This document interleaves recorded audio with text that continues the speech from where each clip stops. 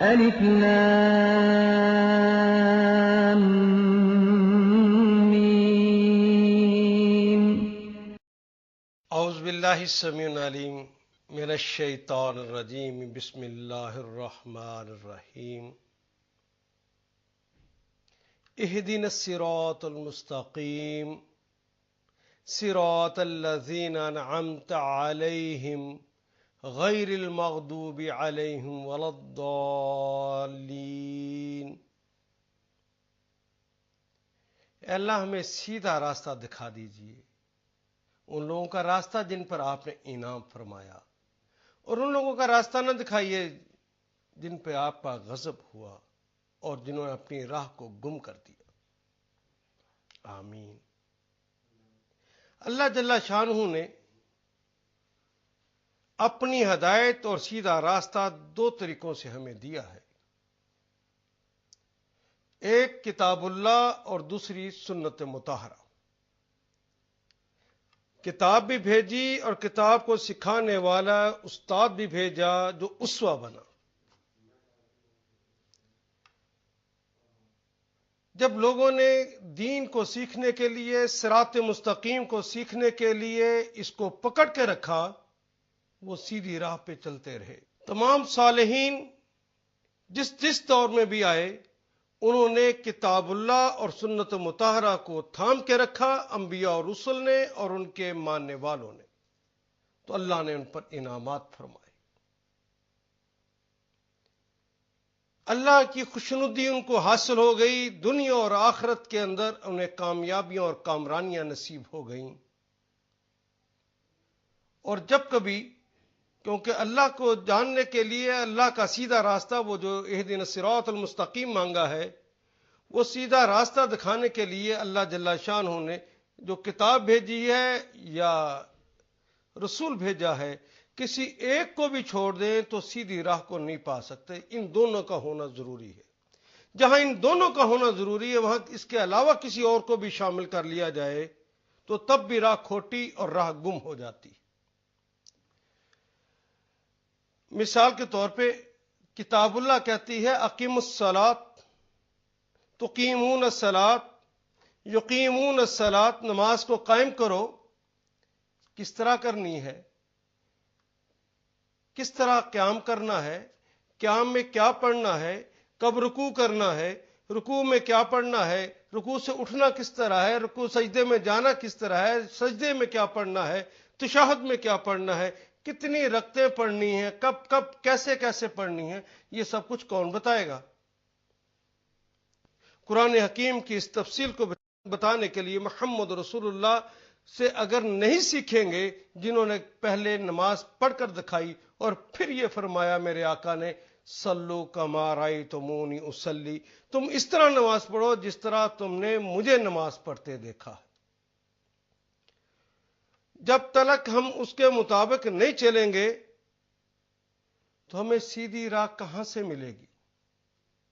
پھر کوئی اور تیسرا بندہ آ جائے، اللہ اس کے رسول سے ہٹ کر کوئی آ جائے اور آ کر کہے کہ سیدھا راستہ یہ ہے، تو خدا لگتی کہیے ہم اس کے کہنے پر چل پڑیں گے تو کیا سیدھی راہ کو اپنا سکیں گے؟ کسی کی بھی رائے کو اپنائیں گے تو سیدھا راستہ نہیں ملے گا. سیدھے راستے کے لیے دو ہی چیزیں ہیں، ایک کتاب اللہ ہے اور دوسری سنت مطہرہ. جس نے کتاب اللہ کو پا لیا، جس نے سنت مطہرہ کو پا لیا، اس نے سیدھا راستہ پا لیا. ان سیدھا راستہ پانے والوں کو اللہ نے کہا ہے کہ یہ صراط مستقیم پر ہیں. ان کے دین کا نام اسلام ہے، کیونکہ وہ سیدھا راستہ جو اللہ اس کے رسول بتاتے ہیں اس کا نام اسلام. ہم نے اس کو ابھی پڑھا ہے. دین اسلام تو ہے ہی وہ جو اللہ فرما دے، جو اس کے رسول فرما دے.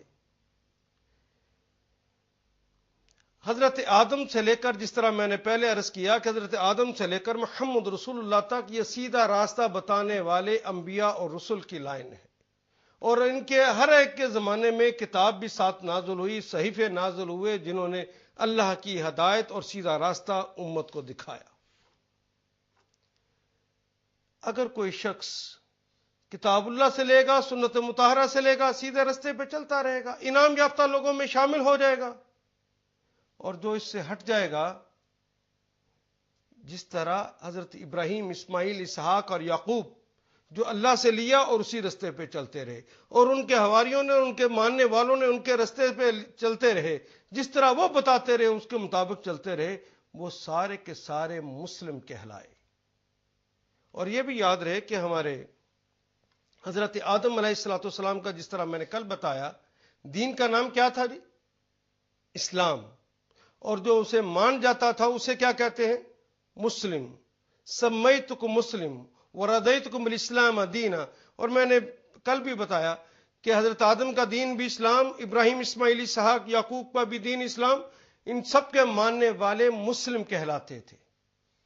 اور مسلم کہتے ہی اس کو ہیں جو اللہ کی کتاب سے اور سنت مطہرہ سے اپنی زندگی گزارنے کا طریقہ لیتا ہے۔ اس طریقے کا نام دین اسلام ہے۔ یہ بات تو بڑی واضح ہو گئی۔ اب میں اپنی بات کو قریب تر کرنے کے لیے حضرت نبی اکرم صلی اللہ علیہ وسلم کے قریب زمانے میں حضرت موسیٰ تک پہنچتا ہوں، یہاں سے بات تاکہ مختصر رہ جائے۔ حضرت موسیٰ علیہ السلام جب تشریف لائے تو ان کے دین کا نام کیا تھا جی؟ الاسلام۔ ان کے ماننے والے کیا کہلاتے ہیں؟ بالکل ٹھیک کہا آپ نے، مسلم کہلاتے تھے۔ ان کے دین کا نام اسلام اور یہ مسلم کہلاتے تھے۔ یہ کتاب اللہ اور سنت مطہرہ کے مطابق جو چلتا تھا وہ مسلم کہلاتا ہے۔ یہ سیدھی راہ انہوں نے پالی اور اللہ کے انعام یافتہ لوگوں میں شامل ہو گئے۔ لیکن جب رسول اللہ نے پکارا، جب رسول اللہ نے بلایا، تو آپ نے دیکھا کہ کچھ لوگ قبول کر گئے اور کچھ لوگوں نے انکار کر دیا۔ جنہوں نے انکار کر دیا وہ ڈائریکٹ مغضوب علیہم کی صف میں چلے گئے، اللہ نے ان پر عذاب نازل کر دیا۔ کیا آپ نے دیکھا نہیں کہ نبی بلاتے ہیں اور لوگ نہیں آتے تو کبھی جوؤں کا عذاب، کبھی سیلاب، کبھی زلزلے، اور کبھی قحط سالی، کبھی مینڈکوں کا عذاب۔ وہ برتن کھولتے ہیں اندر سے مینڈک نکل آتے۔ طرح طرح کے عذاب ان پہ نازل ہوتے رہے، حتیٰ کہ ایک زمانہ آیا کہ انہوں نے اپنے نبی کی باتوں کو چھوڑنا شروع کر دیا۔ تو یاد ہے آپ کو پھر ان کو کونوا قردۃ خاسئین، ذلیل بندر بن جاؤ، اللہ کا عذاب نازل ہوا اور پھر وہ ذلیل بندر بنا دیے گئے۔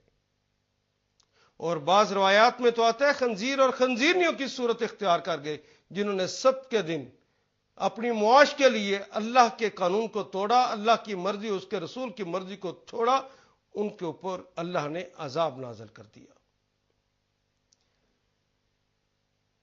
جب جب جس قوم کے لوگوں نے یہ اللہ اس کے رسول کی مرضی کو اپنایا، لوگ کامیاب اور کامران ٹھہرے۔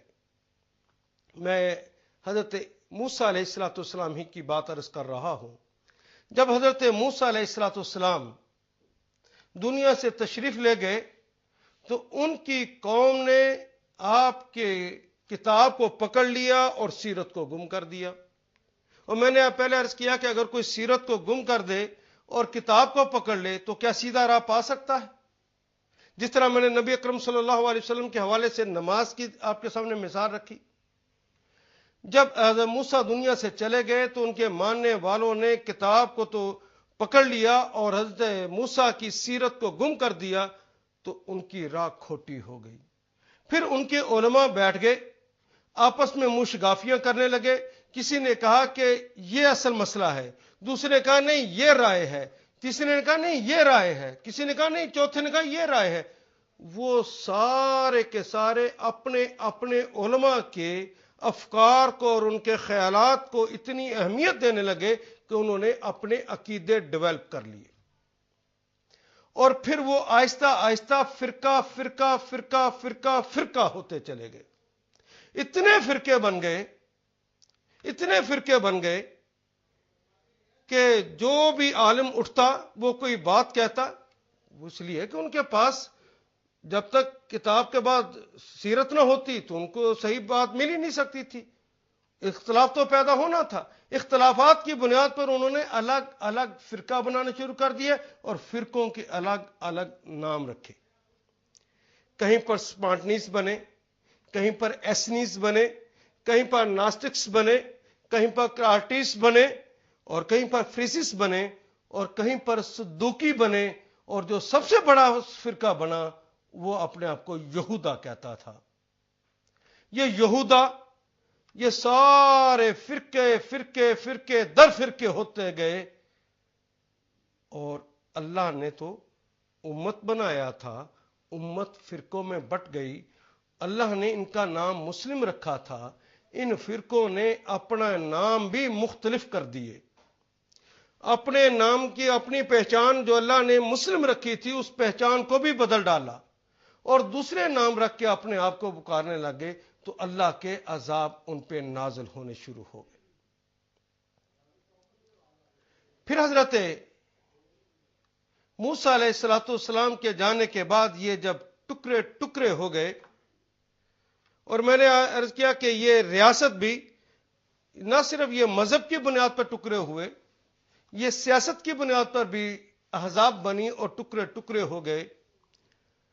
ایک سلطنت اسرائیل بنی اور دوسری کو سلطنت یہودا کہا گیا، جس کا دارالخلافہ یروشلم بنا۔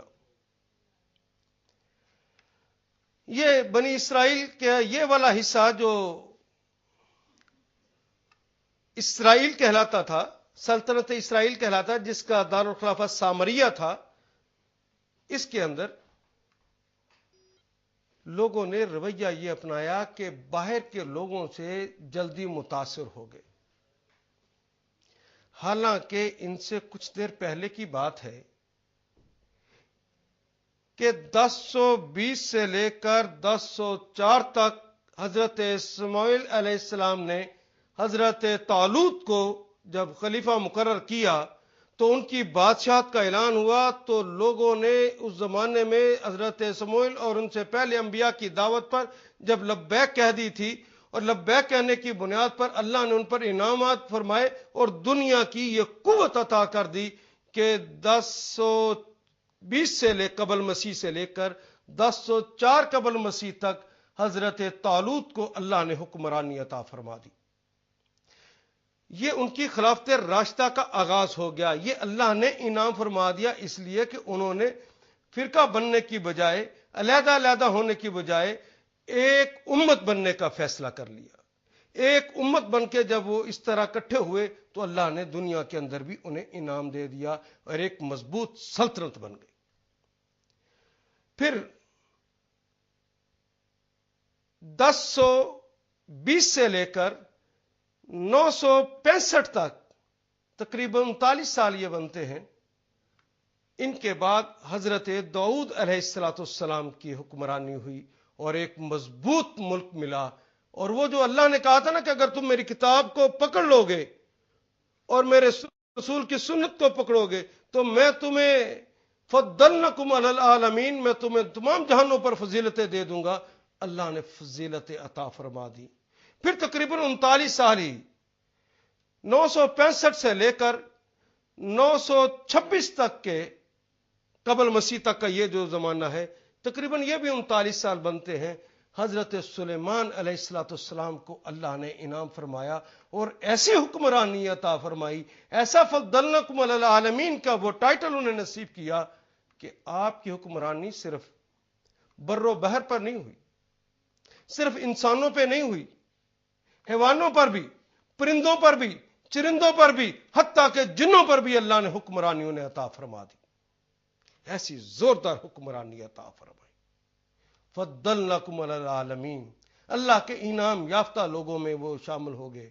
حضرت طالوت، حضرت داؤد، اور اس زمانے میں حضرت سلیمان اور ان کے سارے حواری جنہوں نے اس کے مطابق کام کیا، وہ اللہ کے فضل و کرم سے انعام یافتہ لوگوں میں شامل ہوئے، اور اس دنیا کے اندر بھی انہوں نے اس کے انعامات پائے۔ آخرت کے انعامات بھی ان کے لیے، لیکن دنیا کے انعامات بھی انہوں نے پائے۔ اور پھر جب ماحول سے یہ سلطنت متاثر ہوئی، بعد میں کمزور ہوئی، سلطنت اسرائیل اور سلطنت یہودا جب بنی جس کا دارالخلافہ یروشلم تھا، اور اس میں سے اپنے اپنے علماء کے کہنے پر جب وہ فرقہ فرقہ ہو گئے تو اللہ کے غضب کے مستحق جب ہو گئے تو پھر اللہ کے عذاب کا کوڑا دوبارہ برسا۔ 721 قبل مسیح میں سلطنت اسرائیل پر اشوریوں کا حملہ ہوا۔ اشوریوں کے مستقل حملے ہوتے رہے اور ایک زوردار حملہ 721 میں ہوا، جس میں اس کا ایک زبردست حکمران تھا سارگون، بڑا سخت گیر قسم کا حکمران مانا جاتا تھا۔ اس نے ایسا حملہ کیا کہ یہ سلطنت سامریہ ختم ہو گئی، یہ ان کے ہاتھوں ڈھہ گئی، اور اس زمانے کا مسلمان جو فرقہ پرست تھا، جو فرقہ ہو گیا تھا، اور وہ آہستہ آہستہ فرقہ والے ہمیشہ کے لیے سلطنت کو ڈبو بیٹھے اور غلام بن گئے، اور غلامی ان کا مقدر ہوگی۔ اور جو غلامی اس دور کے اندر، دنیا کے اندر اللہ کے عذاب کا ایک چھٹکا ہوتا ہے، یہ اللہ کا ایک کوڑا برسا۔ 27,000 افراد تو جلا وطن ہوئے اور باقی کو قتل کر دیا گیا۔ یہ اللہ کا عذاب کا کوڑا برسا۔ اور دوسری سلطنت جو یہودا کہلاتی تھی، وہ بھی فرقہ ہو گئے۔ ان کے ہاں غیروں سے بات کو قبول کرنے کا مادہ ذرا کم تھا، اس لیے تدریج کے ساتھ ان کے اندر سے دین نکلا، آہستہ آہستہ دین نکلا، اور یہ دین نکلتے نکلتے جب 598 کے اندر اشوریوں نے حملہ کیا تو یہ باجزار بن گئے۔ اپنے بادشاہ کے اشوریوں کو انہوں نے مال دے کر اپنی جان بچائی، لیکن بادشاہ گرفتار ہو گیا یہودا کا بادشاہ بھی گرفتار کر کے لے گئے۔ اللہ کے عذاب کا کوڑا پھر برسا۔ 587 کے اندر انہوں نے دوسرا حملہ کیا اور سلطنت یہودا کی اینٹ سے اینٹ بجا دی، یروشلم فتح ہو گیا، ہیکل کو تباہ کر دیا گیا، کتابیں جلا دی گئیں، اور اب ان کے پاس کچھ بھی نہ بچا۔ ہاں، پھر اللہ نے ایک کرم کیا، مکابی ایک تحریک چلی، دعوت دین کی بنیاد پر اٹھی۔ 458 قبل مسیح کے اندر تو حضرت عزیر تشریف لائے تھے۔ ان سے پہلے بھی انبیاء اور رسل جو بار بار آتے رہے ہیں، ان کی بنیاد پر یہ تحریک پھر اٹھی۔ اسے مکابیوں کی تحریک کہتے ہیں۔ جسے آج کی زبان میں آپ یوں کہیے کہ بنیاد پرستوں کی تہذیب۔ یہ بنیاد پرست تھے، اپنے دین کے اوپر قائم رہنے والے۔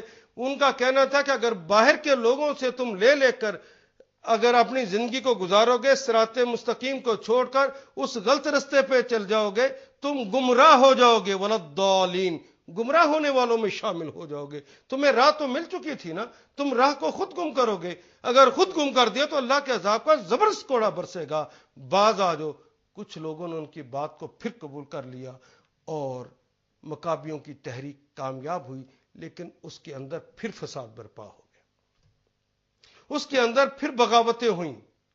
غیروں نے اندر سے کچھ لوگوں کو خریدا، اور مکابیوں کے خلاف جب تحریک کامیاب ہو گئی تو پھر دوسرا حملہ ہوا۔ یہ دوسرا حملہ ٹائٹس رومی نے کیا تھا، اور یہ 70 مسیح کے اندر ہوا ہے۔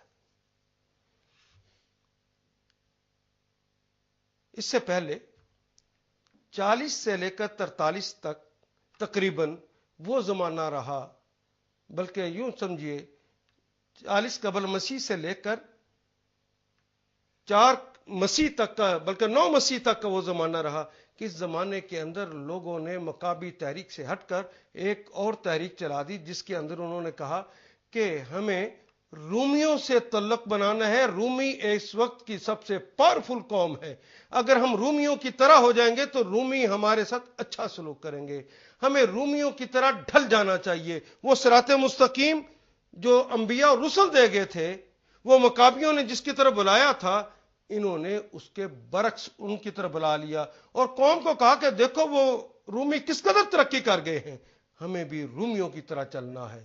رومیوں کا وہ ایک دن ایسا بھی آیا کہ پھر ٹائٹس رومی 70 عیسوی میں آتا ہے اور پوری کی پوری سلطنت کو تباہ و برباد کر دیتا۔ پورے سلطنت کے اوپر قبضہ ہو جاتا ہے. یروشلم کے اندر اس دن خون کے علاوہ اور کوئی چیز نظر نہیں آتی تھی. خون ہی خون ہو گیا. بلا مبالغہ لاکھوں افراد لقمہ اجل ہوئے. ہاں، رومیوں نے ان میں سے وہ جوان جو مزدوری کرنے کے قابل تھے، ان کے کام آ سکتے تھے، ان کو چن لیا اور ان کو چن کر کہیں پر اپنی فوج کے لیے خدمتگاروں کے اندر شامل کر لیا اور کچھ نوجوانوں کو شمشیر زنوں کے سامنے تختہ مشق بنانے کے لیے چھوڑ دیا کہ جب وہ شمشیر زنی کریں اور اس کے سامنے ہاتھ میں تلوار لے کر جب یہ غلام کھڑے ہوتے بنی اسرائیل کے، وہ جو فرقہ پرست تھے، آہستہ آہستہ وہ وہاں پہ قتل ہوتے. اور ایک زمانہ یہ بھی آیا کہ رومیوں نے وہ جو ان کا ایک کھیل تھا کہ پنجرے کے اندر، میدان کے اندر ایک وحشی درندے کو چھوڑ دیتے، شیروں کو چھوڑ دیتے، بھیڑیوں کو چھوڑ دیتے اور ایک نہتے انسان کو چھوڑتے. یہ نہتے انسان جو ان کے سامنے چھوڑے جاتے تھے، یہ بنی اسرائیل کے وہ غلام تھے جن کو پکڑ کے لے گئے تھے. اور جتنی خوبصورت نوجوان لڑکیاں تھیں وہ انہوں نے اپنی فوج کے لیے چن لیں اور ان کی عیاشی کے لیے ان کے حوالے کر دیں. اس طرح یہ سلطنت تباہ و برباد ہو گئی. ایک طرف ان پر حملہ اس طرف سے ہوتا ہے اور دوسرا حملہ بخت نصر نے کیا تھا. دونوں حملوں کے بعد یہ سلطنت بالکل تباہ ہو گئی. یہودیوں کے بعد اللہ جل شانہ کو ترس آیا کہ یہ سلطنت تباہ ہو گئی ہے، برباد ہو گئی ہے. پھر ان کو سنبھالنے کے لیے اللہ جل شانہ نے حضرت عیسیٰ علیہ الصلوۃ والسلام کو چنا. حضرت عیسیٰ علیہ الصلوۃ والسلام کون سا دین لے کر آئے ہیں جی؟ اسلام. ان کے ماننے والے کیا کہلاتے تھے؟ مسلم. حواری تو اسی طرح کہتے ہیں جس طرح ہم نبی اکرم صلی اللہ علیہ وسلم کے ماننے والوں کو صحابہ بھی کہتے ہیں، جو اس وقت قریب تھے، اس لیے وہ حواری کہلائے، ورنہ وہ مسلم کہلاتے تھے. ان کے دین کا نام بھی اسلام تھا، یہی ان کی صراط مستقیم تھی. حضرت عیسیٰ آئے تو انہوں نے کہا کہ میں بنی اسرائیل کی گمشدہ بھیڑوں کو تلاش کرنے کے لیے بھیجا گیا. ایک نوجوان نے پکارا، بلایا، لوگوں کو اکٹھا کیا. ان کے ماننے والوں نے جو تھوڑے ہی اکٹھے ہوئے تھے اللہ کی رضا کو پا گئے، لیکن ان کے جانے کے بعد پہلے لوگوں کے برعکس بنی اسرائیل کا یہ جو حصہ تھا جو حضرت عیسیٰ علیہ الصلوۃ والسلام کو ماننے والوں میں سے تھا، اس حصے نے کیا کیا کہ حضرت عیسیٰ کے اللہ کے پاس چلے جانے کے بعد جب اللہ نے انہیں اپنے پاس اٹھا لیا تو اس کے فوراً بعد ہی پہلوں کے برعکس انہوں نے تو کتاب اللہ کو پکڑ لیا تھا نا، اور انہوں نے اپنے نبی کی سیرت کو پکڑ لیا اور کتاب کو گم کر دیا. اور جس طرح کتاب اللہ کو پکڑ لینے سے سیرت نہ ہو تو راہ نہیں مل سکتی، اس کے برعکس اسی طرح یہاں پر بھی ہوا کہ انہوں نے سیرت کو پکڑ لیا تھا، ان کے پاس کتاب نہ رہ گئی، اور کتاب نہ ہونے کی وجہ سے اپنی اصل بات اور اصل راستے کو نہ پہچان سکے. پھر اپنے اندر بعض علماء کے کہنے پر انہوں نے فرقہ فرقہ فرقہ ہونا شروع کر دیا، حالانکہ انہیں تو امت بنایا گیا تھا. ان کے اندر جانے کے بعد کوئی ابیونی بن گئے، کوئی مارکیونی بن گئے، کوئی ڈوسیٹی بن گئے، کوئی مونٹانس بن گئے، کوئی مانی کہلانے لگے، کوئی پروٹسٹنٹ کہلانے لگے، کوئی کیتھولک کہلانے لگے. ہر دور کے اندر جس کا زور ہوتا ہے، جس طرح وہاں پہ یہودا بن گئے تھے، اس طرح یہاں بھی اس زمانے کے لوگ اپنے اپنے حواریوں کے مطابق جس کا گروہ بڑا ہو جاتا وہ مشہور ہو جاتا، اور اسی کے نام پہ کبھی پروٹسٹنٹ زیادہ زوردار ہو گئے، کبھی کیتھولک زوردار ہو گئے، اور ان کے درمیان اختلافات در اختلافات ہوتے گئے. اتنے اختلافات ہو گئے کہ 3 دفعہ ان کو کمپائل کرنے کے بعد بھی آج ویٹیکن سٹی کے اندر ہر فرقے کی علامت کے طور پر ایک وہاں پر گرجا گھر بنایا گیا ہے، ایک کنیسہ قائم کیا گیا ہے. اس وقت وہاں پہ 121 کنیسہ موجود ہے، گویا 121 فرقے تو اس وقت بھی موجود. وہ فرقہ در فرقہ در فرقہ در فرقہ بنتے گئے. ایک طرف انہوں نے فرقہ در فرقہ ہوئے اس کیوں؟ اس لیے کہ سیدھی راہ کو وہ پا ہی نہیں سکتے تھے، کہ جب ان کے پاس کتاب ہی نہ رہی، کتاب کی وہ حفاظت ہی نہ کر پائے، جو قوم کتاب کی حفاظت ہی نہ کر پائے تو اس کو زندہ رہنے کا استحقاق کہاں سے رہ جاتا؟ پھر وہ راستہ بدل گئے، وہ فرقہ فرقہ ہو گئے، ان کی اصلیت جو مسلم تھی وہ ختم ہو گئی، اللہ کے عذاب کے کوڑے برسے، اور یہ سلطنت ایک طرف ٹائٹس رومی اور دوسری طرف، دو طرفوں سے عذاب آیا تھا، شمال سے بھی اور مشرق سے بھی۔ مشرق سے بخت نصر کا حملہ ہوا تھا، اور جس نے کتاب ان سے چھین لی تھی، اور یہ سارے تباہ ہو گئے، اور ادھر سے ٹائٹس رومی کا آخری حملہ ہوا، اور اشوریوں کے حملوں کے بعد کا یہ آخری حملہ جو ٹائٹس رومی کا حملہ تھا، اس نے انہیں برباد کر دیا، اور یہ قوم تباہ ہو گئی۔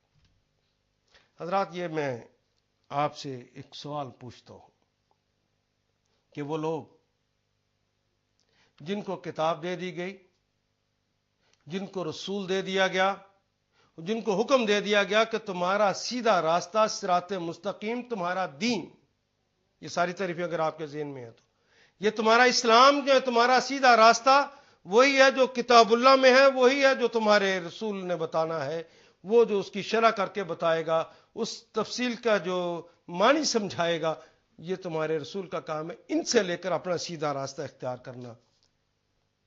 کبھی تو انہوں نے کتاب گم کر دی، اور کبھی سیرت گم کر دی، اور اپنا راستہ کھو دیا، اور انہوں نے اپنا نام بھی بدل لیا، مسلم کی بجائے وہ یہودی اور عیسائی کہلانے لگ گئے، اور عیسائیوں اور یہودیوں کے اندر کے فرقوں کو میں نے ابھی آپ کو بتایا تفصیل کا، پھر فرقہ در فرقہ ہوتے گئے۔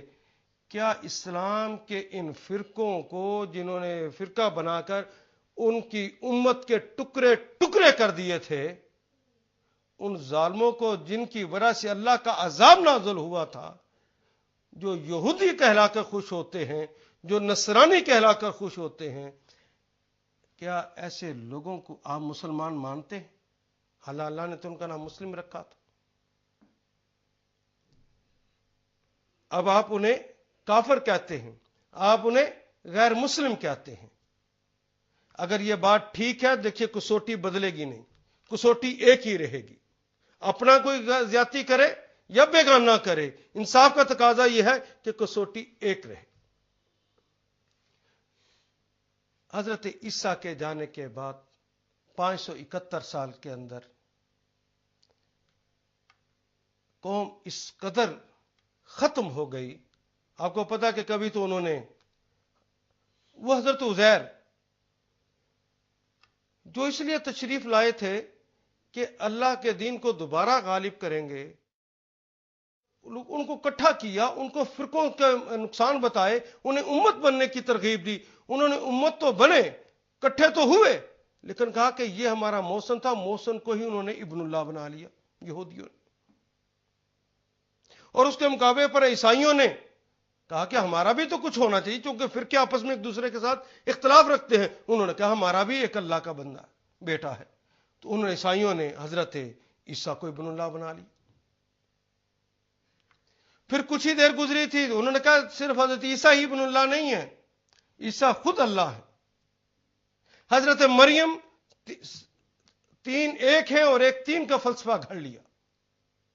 پھر حتیٰ کہ حضرت مریم کی بھی الوہیت کا اقرار کر لیا۔ مختلف فرقے مختلف زمانوں میں آتے گئے، اور انہوں نے نئے نئے عقائد اور نئے نئے مذہب اور نئے نئے مسلک اختیار کر لیے، جو جو ان کو مانتا گیا وہ ان کے فرقے بنتے گئے۔ اس فرقہ در فرقہ بکھری ہوئی قوم کو اکٹھا کرنے کے لیے رب ذوالجلال والاکرام کو ترس آیا تو محمد رسول اللہ صلی اللہ علیہ وسلم کو بھیجا، جنہوں نے آ کر پھر لوگوں کو بتایا کہ وَاعْتَصِمُوا بِحَبْلِ اللَّهِ جَمِيعًا وَلَا تَفَرَّقُوا، اللہ کی رسی کو مضبوطی سے تھام لینا اور فرقہ فرقہ نہ ہونا۔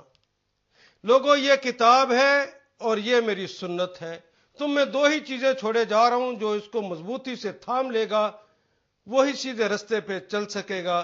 یہ دو جو چیزیں چھوڑے جا رہے ہوں، ایک کتاب ہے اور دوسری میری سنت ہے۔ کتاب کے اوپر اور سنت کے اوپر تم نے عمل کرنا ہے۔ محمد رسول اللہ صلی اللہ علیہ وسلم کے اوپر جو لوگ ایمان لے آئے، آپ اور اللہ پر ایمان لانے والوں کو کیا کہتے ہیں؟ مسلم. اور ان کے دین کا نام کیا ہے؟ اسلام. وہی جو حضرت آدم سے شروع ہوا تھا اب تکمیل پانے کو ہے. اب وہ آیت نازل ہونے والی ہے کچھ دیر کے بعد کہ الیوم اکملت لکم دینکم. آج تمہارا وہ سیدھا راستہ ہے. شخص جو تو نے مانگا ہے کہ اہدنا الصراط المستقیم، تو نے سیدھا راستہ مانگا ہے، تو اللہ پوری کتاب دیتے ہیں اور ساتھ یہ رسول ہے. اس کو پکڑ لو اور اس کے مطابق زندگی گزار لو تو تم سیدھے رستے کو پالو گے، تم انعام یافتہ لوگوں میں شامل ہو جاؤ گے. اور پھر ہم نے دیکھا کہ جب لوگوں نے سیدھے راستے کو پایا تو ٹھیک حضرت ابو بکر صدیق کا زمانہ ہو، وہ حضرت عمر فاروق کا زمانہ ہو، وہ حضرت عثمان بن عفان کا زمانہ ہو، وہ علی مرتضیٰ کا زمانہ ہو، وہ یا 80 سالوں کے بعد آنے والے 5ویں خلیفہ راشد حضرت عمر بن عبدالعزیز کا زمانہ ہو. یہ زمانہ مسلمانوں کی عظمت اور شان و شوکت کا زمانہ ہے، مسلمانوں کے اطمینان کا زمانہ ہے، مسلمانوں کی خوشیوں اور خوشحالیوں کا زمانہ ہے، یہ مسلمانوں کی کامیابیوں کامرانیوں کا زمانہ ہے. یہ بڑا عمدہ زمانہ. جب تک لوگوں نے اس کو اسی طرح کتاب اللہ کو بھی اور سنت مطہرہ کو پکڑے رکھا، وہ مضبوطی کے ساتھ اللہ کے دین کے اوپر قائم رہے، تو اللہ نے انہیں بھی دنیا کے اندر انعامات دیے، انہیں انعام یافتہ قوموں کے اندر شامل کر دیا. اور پھر آہستہ آہستہ آپ نے دیکھا کہ 3 بلکہ 3.5 برے اعظموں کے اندر مسلمانوں نے اللہ کے دین کی بنیاد پر اسلام کے جھنڈے گاڑے اور دوبارہ فضلنکم علی العالمین کا دور ہم نے دیکھا. یہ بڑی عظمتوں کا دور دیکھا. پھر میں نے عرض کیا تھا نا کہ جس طرح یونان کے ساتھ ہمارے تعلقات ہوئے تو لوگوں نے اسماء صفات کے اندر، وہ جو میں نے مثال آپ کے سامنے رکھی تھی، اسماء صفات کے اندر پہلی دفعہ آقا کے جانے کے بعد اختلافات کرنے شروع کیے. یہ اختلافات اس قدر بڑھے، کسی نے کہہ دیا کہ تو کافر، کسی نے کہہ دیا تو کافر، اور الگ الگ فرقہ بنتے چلے. کوئی معتزلہ کہلایا، کوئی مرجیہ کہلایا، کوئی اشاعرہ کہلائے، کوئی زیدیہ کہلائے، کوئی جبریہ اور قدریہ کہلانے لگے، اور کسی نے اپنے آپ کو عبادیہ کہا. کوئی کچھ بن گیا، کوئی کچھ بن گیا، کوئی کچھ بن گیا. امت محمد صلی اللہ علیہ وسلم اپنے اپنے علماء کے کہنے پر ان کے افکار، ان کے خیالات اور ان کے نظریات کے ساتھ اس نے اپنے آپ کو نتھی کر دیا. پھر سارا دن اٹھنا بیٹھنا ان کے مطابق ہونا شروع ہو گیا. وہ جو صراط مستقیم تھی جو اللہ اس کے رسول سے لینا تھا، اس کی بجائے انہوں نے اپنے اپنے علماء کو وہ مقام دے دیا جو دراصل مقام اللہ اور ان کے رسول کا تھا. جو کام بنی اسرائیل نے کیا وہی کام انہوں نے کیا، اور امت محمد صلی اللہ علیہ وسلم کے ٹکڑے ٹکڑے کر دیے. ان علماء نے اپنے فتووں کے تیشے چلا چلا کر امت محمد صلی اللہ علیہ وسلم کے جسد واحد جو ایک جسم کی مانند تھے اس کے ٹکڑے ٹکڑے کر دیے.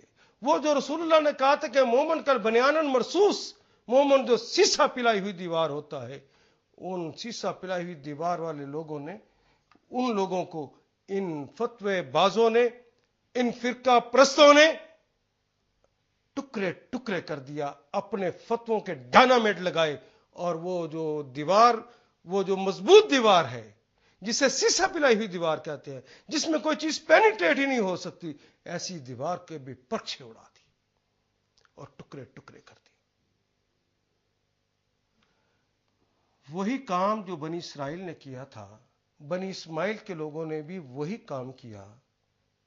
اللہ اس کے رسول کی رسی کو چھوڑ کر انہوں نے اپنے اپنے علماء کی رسیوں کو تھام لیا، اور اپنے جس طرح انہوں نے اپنا نام یہودی اور نصرانی رکھ لیا، انہوں نے بھی اپنا نام معتزلہ، مرجیہ، اشاعرہ، فلاں فلاں فلاں مختلف کر کے امت کے ٹکڑے ٹکڑے کر دیے. کیا آپ ان لوگوں کو مسلمان مانتے؟ جی، جو کام انہوں نے کیا بالکل ویسے ہی کام انہوں نے کیا تھا. وہ بھی دین اسلام تھا، یہ بھی دین اسلام تھا. اس کے اندر بھی 2 ہی چیزیں تھیں، کتاب اللہ تھی اور سنت مطہرہ تھی. یہاں بھی کتاب اللہ اور سنت مطہرہ تھی. ہاں ایک فرق بھی ہے. پہلوں کی کتاب اور سیرت کی حفاظت کی اللہ نے کوئی ذمہ داری نہیں لی تھی.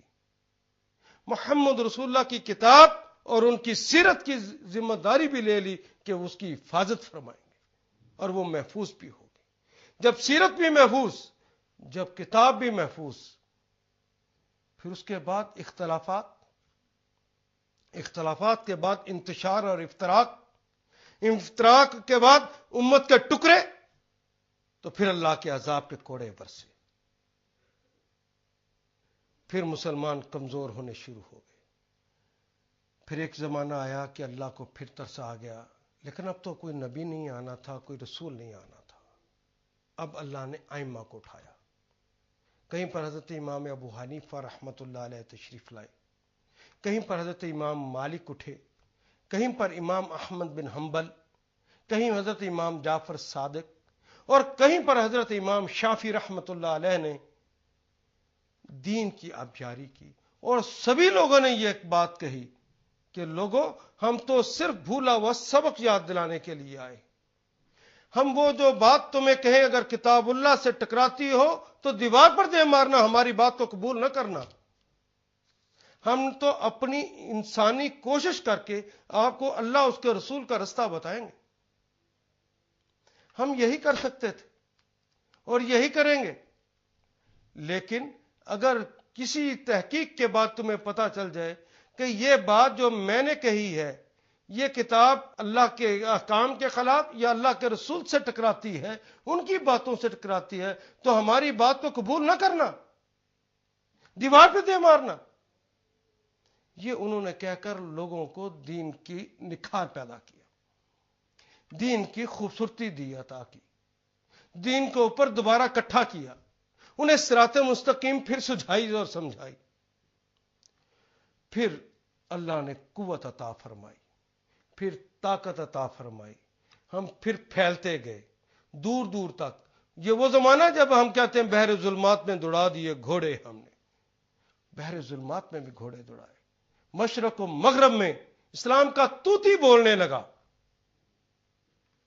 اور پھر وہ زمانہ آیا کہ جب ان کے شاگردوں کے شاگردوں کے شاگردوں کے شاگردوں کے شاگردوں کے شاگردوں کے شاگرد آ گئے تو انہوں نے سارا رنگ ہی بدل ڈالا.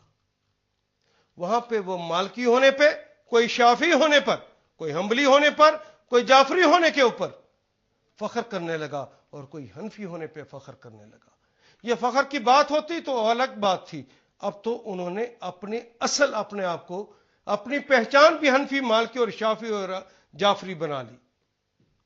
وہ اپنے آپ کو شافعی کہتے، اور اپنے صرف اتنے نہیں کہ ان کی بات کو مان لیا، بلکہ جو حضرت امام مالک کا ماننے والا ہے امام شافعی کے ماننے والے کو برا سمجھا، اور شافعی کے ماننے والے نے حضرت امام مالک کو، حضرت امام ابو حنیفہ کے ماننے والے نے ان کو برا کہا، اور دوسروں کے ماننے والوں نے ان کو برا کہنا شروع کر دیا. اور باقاعدہ کفر کے پھر فتوے لگے، اور اصل مقام جو اللہ اس کے رسول کا تھا وہ مقام پھر علماء کو دے دیا گیا، اور فرقہ در فرقہ در فرقہ در فرقہ ہوتے چلے گئے. وہ مجھے یاد آتا ہے کہ جب ہم طالب علم تھے ابھی، تو جاحظ کی کتابوں کو پڑھتے، تو جاحظ نے ایک بڑی مزیدار مثال ایک جگہ پہ دی ہوئی ہے. کہتے ہیں میں ایک دفعہ، آپ ادیب ہیں، بہت اچھے محدث بھی ہیں لیکن ادیب ہیں بنیادی طور پہ. کہتے ہیں ایک دفعہ میں شہر اپنے دوست کے پاس ملنے کے لیے گیا، تو جاتے ہوئے میں نے سوچا کہ چلو میں دیہات سے جا رہا ہوں کہ سوغات کے طور پر کوئی چیز لیتا جاؤں. تو میں جاتے ہوئے ایک مرغا ساتھ لیا تاکہ ان کو جا کے گفٹ کروں گا. گفٹ کرنے کے لیے وہ مرغا لے کر چلے گئے. وہ جو دوست تھا شہر میں، اس نے مرغے کا یخنی بنائی، یخنی بنا کر آپ کو پیش کی. بڑے خوش ہوئے. واپس آئے تو انہوں نے آ کے اپنے ایک دوست کو بتایا کہ بھئی میرا ایک دوست ہے وہ جو شہر میں رہتا ہے، بڑا مہمان نواز ہے، اس نے مجھے بڑی عمدہ یخنی بنا کے پلائی تھی، اگر کبھی تمہیں شہر جانا ہو تو میں تمہیں اس کا ایڈریس دوں گا، تم اس کے پاس جا کے ٹھہرنا. ان کہ میں تو آج ہی جا رہا ہوں. کہا اچھا فلاں صاحب ہیں فلاں جگہ پہ رہتے ہیں ان کے پاس چلے جانا انہیں میرا بتا دینا. ان کا ٹھیک ہے. وہ ان کے پاس چلے گئے. یہ مہمان بن کے ان کے پاس گئے کہ میں آپ کے دوست کا دوست ہوں.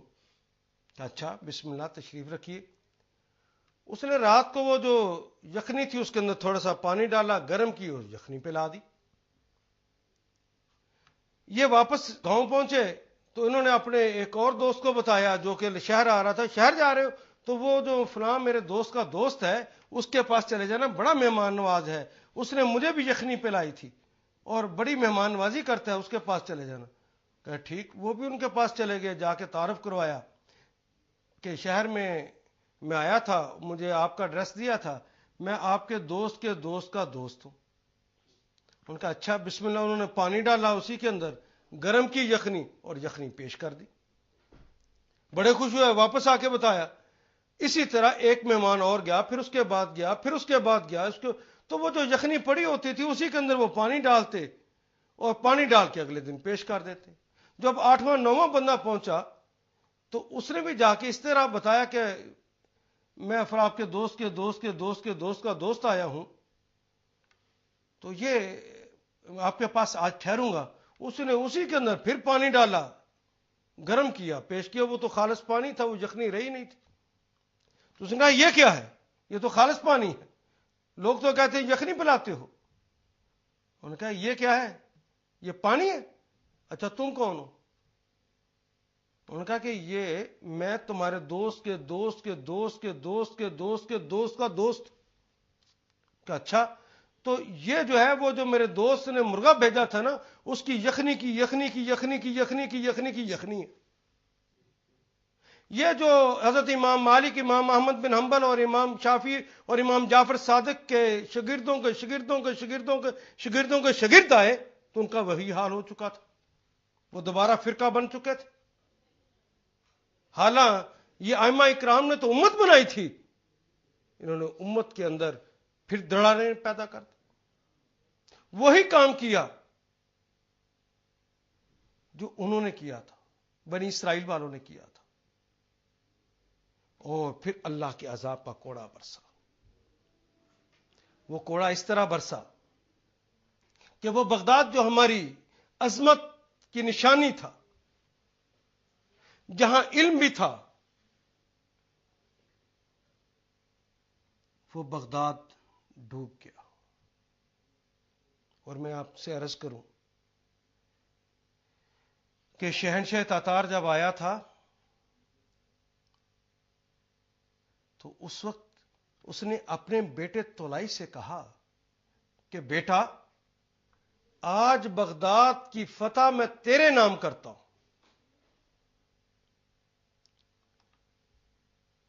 تم نے بڑی بہادری کے مقابلے کی ہیں آج اس کو فتح تو کرے گا یہ تیرے نام ہے. جب یہ شہزادہ اپنی افواج لے کر گیا تو اس نے اپنے جاسوسوں کو اندر بھیجا تو پتہ کیا تو شہر کے اندر تو لوگوں کا ایک جمع غفیر ہے بڑی زوردار تقریریں ہو رہی ہیں. یہ ڈر گیا.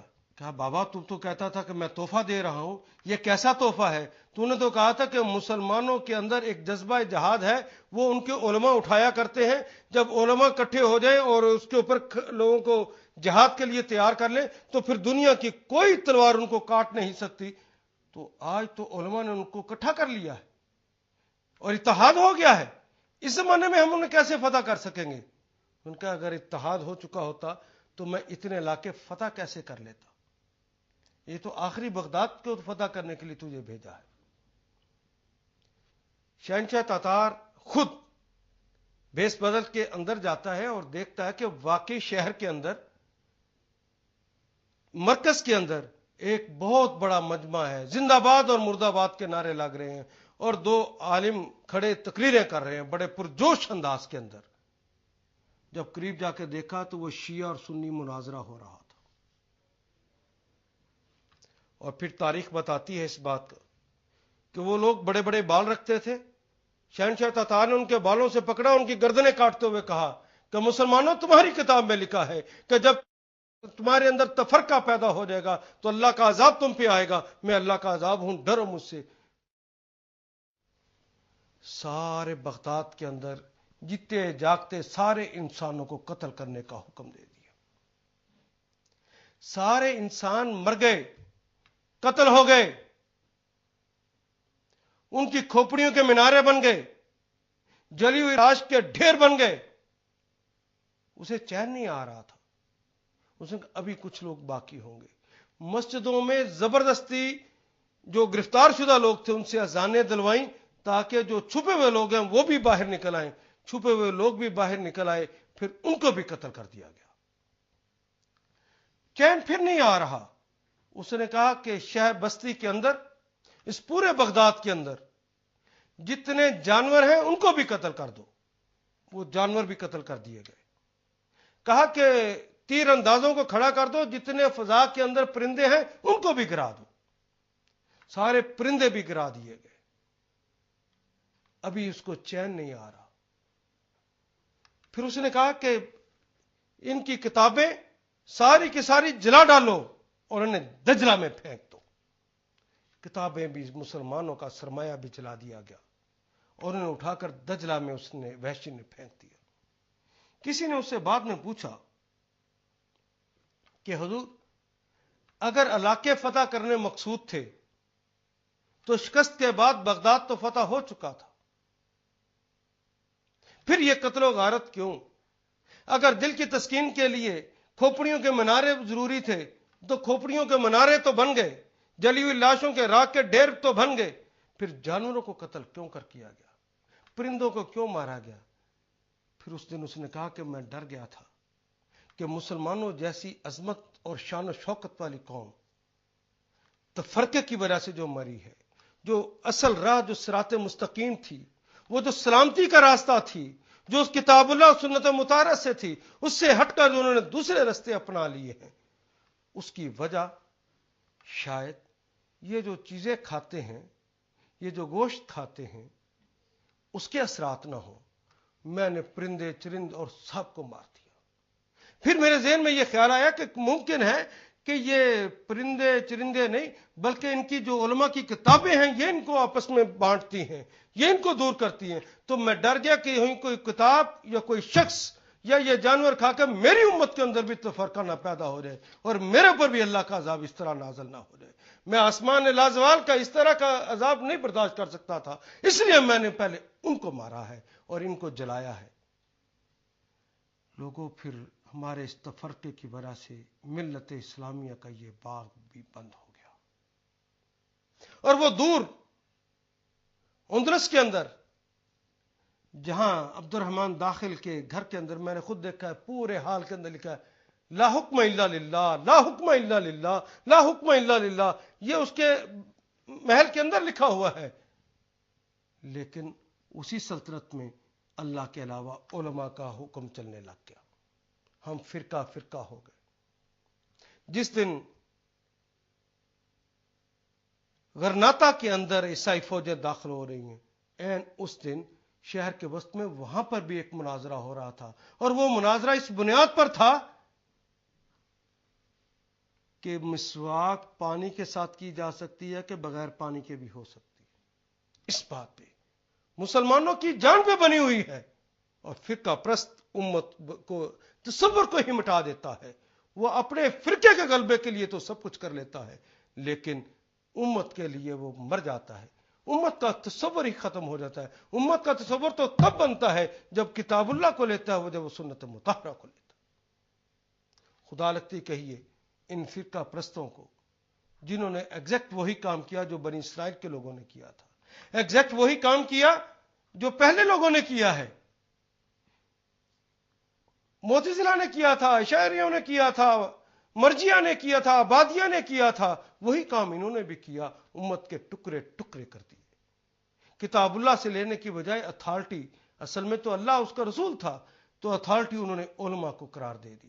جو مقام اللہ کا تھا وہ انہوں نے اپنے علماء کو وہ مقام عطا کر دیا. اللہ نے کہا کہ ولا تفرقوا، فرقہ فرقہ نہ ہونا. انہوں نے اپنے اپنے فرقے کی ترویج شروع کر دی. اللہ کی ایک ایک حکم کی انہوں نے خلاف ورزیاں شروع کر دی. کیا اللہ کے اس حکم کو توڑنے والوں کو آپ مومن مانتے؟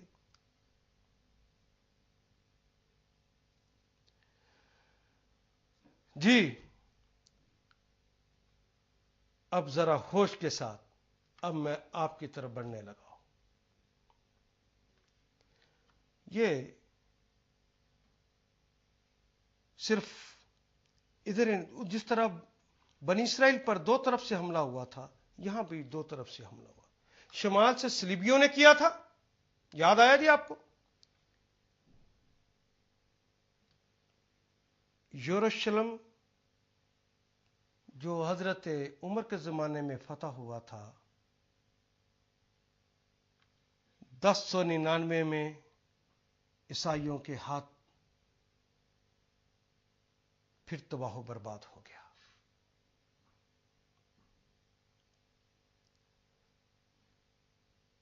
1298 میں سقوط بغداد ہو گیا. 1492 میں غرناطہ ڈوب گیا. فرقہ پرستوں کو کوئی ہوش نہیں آیا.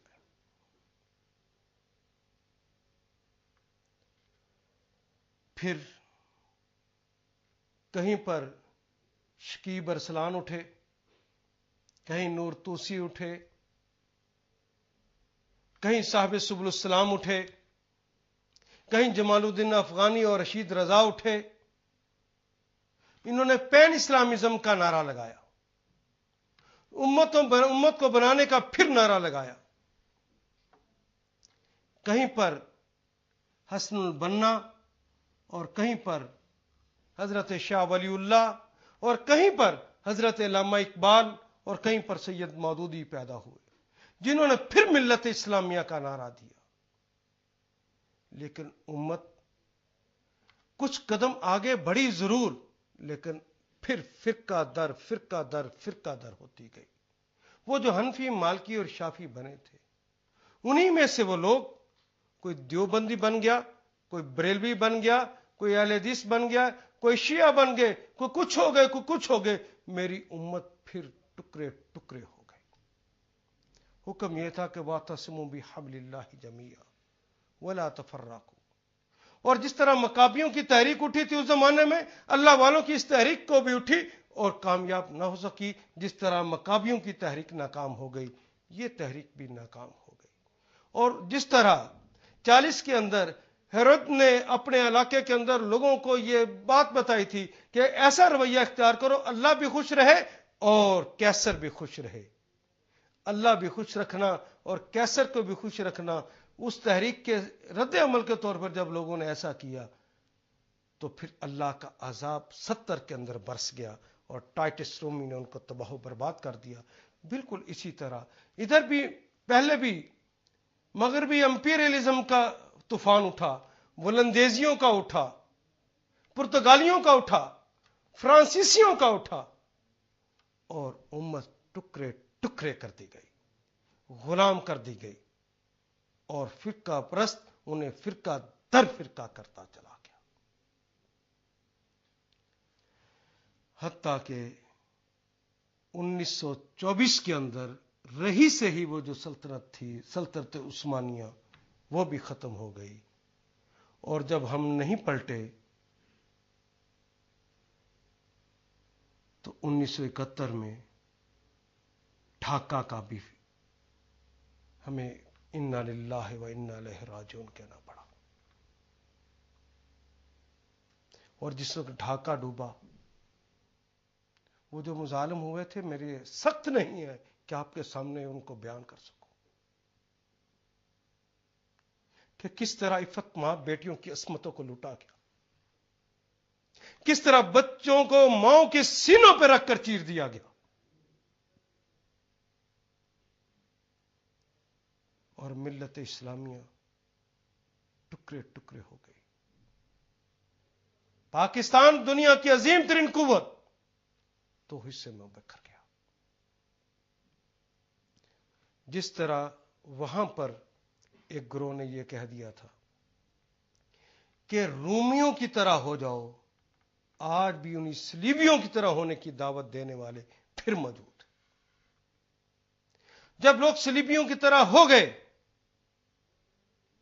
جب وہ جس طرح وہ رومیوں کی طرح ہو گئے تھے اور رومیوں جیسے انہوں نے طریقے زندگی کے اپنا لیے، پاکستان کے اندر اللہ کے دین کا نفاذ کی بجائے وہ ملک جو اسلام کے لیے قائم کرنے کے لیے بنا تھا، وہاں پہ غیر اسلامی دین کا اور قانون کا نفاذ کر دیا گیا، اللہ کی حدود کو پامال کر دیا گیا۔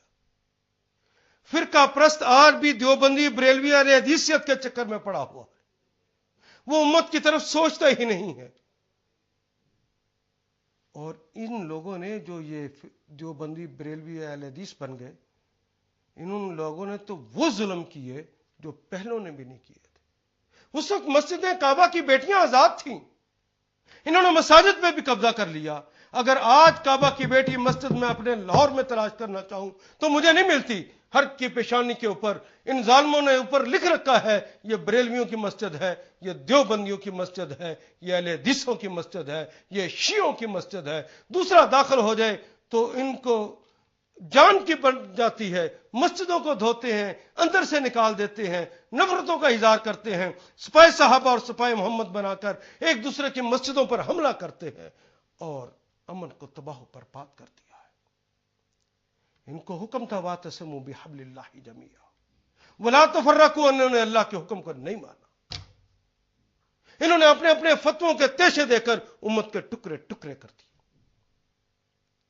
کچھ لوگوں نے اپنی مذہبیت اور مسلکیت اور عقیدیت کی بنیاد پر عقائد بنائے، مسلک بنائے، مذہب بنائے، اور کسی نے اپنا پر روشن خیال کیا کر وہ جو سیدھی راہ تھی اس سے راہ کو گم کر دیا۔ راہ جن کو پتہ تھی انہوں نے اپنی راہ خود گم کر دی۔ کل تک جو سیدھی باتیں اپنی زبان سے کہا کرتے تھے، آج انہوں نے یورپ کی زبان کو بولنا شروع کر دیا، امریکہ کی زبان کو بولنا شروع کر دی۔ ان کی زبان پر اصطلاحیں بھی وہ جو اللہ کے دین کے لیے اٹھنے والے مجاہد تھے، جس طرح یورپ انہیں دہشت گرد کہتا ہے، ان کی زبان پہ بھی دہشت گردی کے الفاظ آ گئے۔ ہر انگ سے غیر کے رستے کو اپنا کر انہوں نے اپنا راہ کھوٹی کر دی۔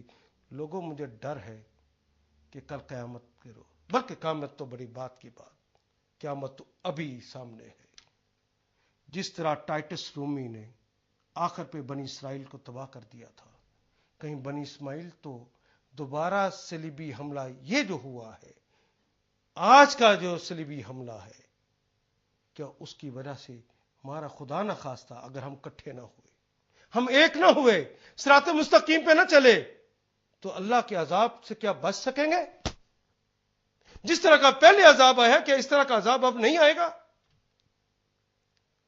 ہاں، جس طرح وہاں کبھی جوؤں کا عذاب آیا تھا، یہاں پر بھی کبھی جراثیموں کا عذاب آتا ہے، کبھی سیلابوں کا عذاب آتا ہے، اور کبھی زلزلوں کا عذاب آتا ہے، کبھی آدھے آدھے حصے کے اندر اللہ قحط ڈالتا ہے۔